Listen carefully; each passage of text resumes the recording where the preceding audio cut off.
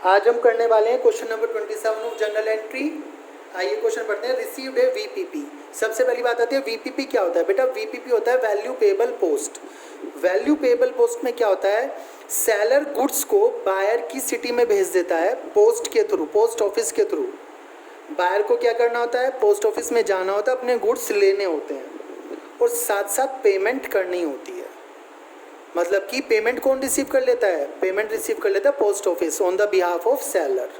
Okay, तो एक तरह से बायर कैश में गुड्स खरीद लेता है बिना सेलर की सिटी में जाए। सेलर कहाँ भेज देता है, पोस्ट ऑफिस में भेज देता है बायर की सिटी में, और पोस्ट ऑफिस मनी कलेक्ट कर लेता है बायर से।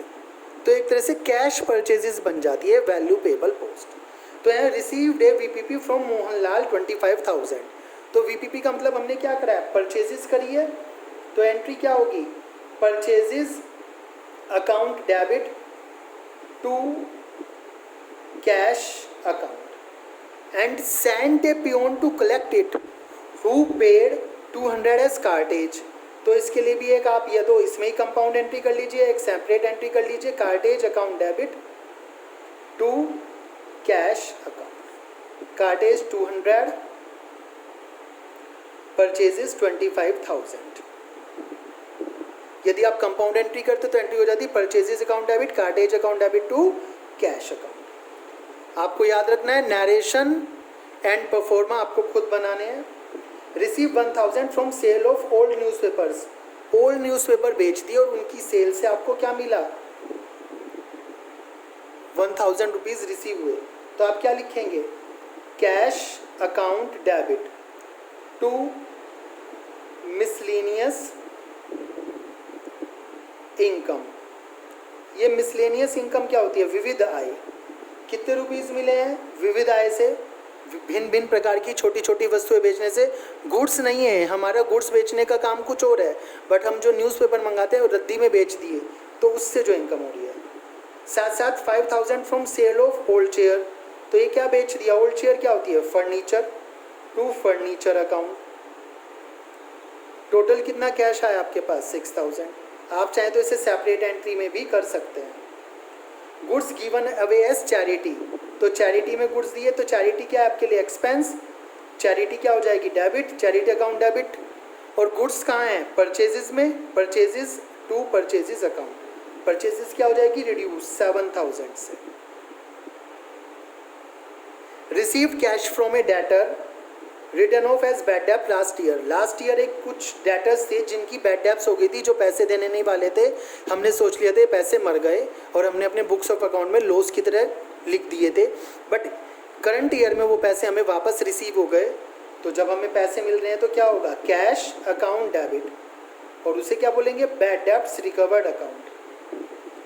Bad debts recovered account 20,000। Okay, then fifth entry है sold goods costing 50,000 to Ashok on credit at a profit of 20% on cost. Credit पे सामान बेच दिया अशोक को। ओके, तो अशोक को क्रेडिट पे सामान बेचा, अशोक रिसीवर हुआ सामान का या गिवर, रिसीवर हुआ। तो अशोक्स अकाउंट डेबिट, और हमने क्या करा, सेल्स करी है टू सेल्स अकाउंट। गुड्स 50,000 के हैं और उस पर 20% का हमने प्रॉफिट लगाया है, तो कितने के हो गए हमारे लिए वो, 60। 50,000 का 20% होता है 10,000, तो हमने कितने के बेचोगे, 60,000। Sold goods costing 1 lakh for 140। 1 lakh वाले गुड्स 140 में बेच दिए। अब यहाँ ना तो बताया कैश ना बताया क्रेडिट, तो एट दैट टाइम क्या होगा, कैश होगा, जब कुछ भी गिवन नहीं है। Cash account debit to sales account. हमें ये नहीं देखना कि हमारे गुड्स कितने थे, हमें देखना है सेल्स कितने की हुई है, और सेल्स हुई है 1,40,000।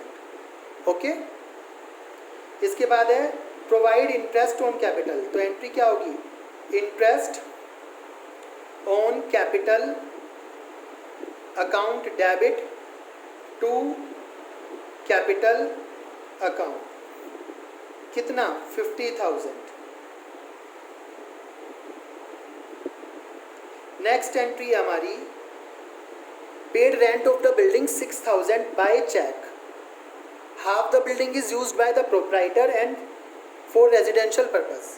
कह रहे आधी बिल्डिंग रेजिडेंशियल पर्पस में यूज हो रही थी, और जो रेजिडेंशियल पर्पस है तो वहाँ पे वो खुद रहता होगा proprietor, owner of the business. अब पर्सनल यूज के लिए क्या है, ड्राइंग्स। हाफ तो हो गया ड्राइंग्स और हाफ हो गया बिजनेस का रेंट। तो एंट्री कैसे होगी, एंट्री होगी ड्राइंग्स अकाउंट डेबिट और बिजनेस के लिए rent account debit to, cheque से दिया है तो टू बैंक अकाउंट। 6000 दिया है, 3000 ड्राइंग्स और 3000 रेंट में आ जाएगा। लास्ट है outstanding salary at the end of the year 30,000। Year and पे आउटस्टैंडिंग सैलरी है और कितनी है 30,000 है। तो एंट्री क्या होगी, salary account debit to outstanding salary account. Outstanding का मतलब आप अच्छी तरह जानते हैं, due but not paid, due but not paid. अब तक जो दिया नहीं है, देना बाकी है। ओके।